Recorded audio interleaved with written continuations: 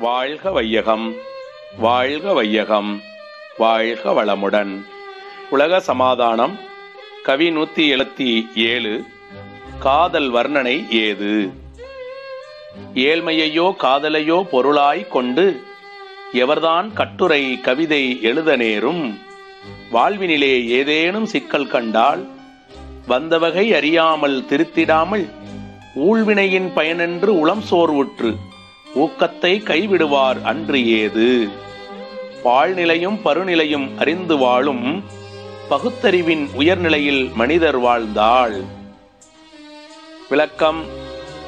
கண்ட நிலையாகவும் மாறுதல் அடைந்து கொண்டேயே இருக்கும் உருவ நிலையையும் என்றும் மாறாது எல்லா பொருளையும் மாற்றிக்கொண்டே இருக்கும் அரூப சக்தி நிலையையும் அறிந்து வாழும் அறிவின் உயர்வில் மனிதர்கள் வாழும் காலத்தில் ஏழ்மை என்ற துன்பம் இருப்பதற்கு இடமே இல்லை.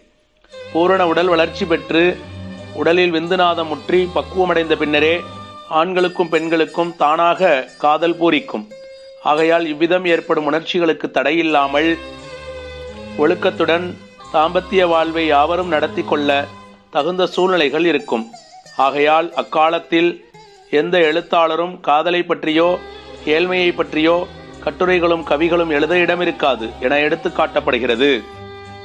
பெரும்பாலான மனிதர்கள் அறிவின் உயர்வில் பிரபஞ்ச தத்துவ விளக்கத்துடன் வாழத் தெரிந்து கொண்டு வாழும் அக்காலத்தில் வாழத் தெரியாதவர்களை நன்முறையில் வாழச் செய்யும் பொறுப்பை ஏற்று வாழும் அக்காலத்தில் காதல் என்பதையும் காமரசம் என்பதையும் பற்றிய வர்ணனைகளை யார் யாரிடம் வாய்விட்டோ எழுத்து வடிவிலோ பேசவும் எழுதவும் முடியும்.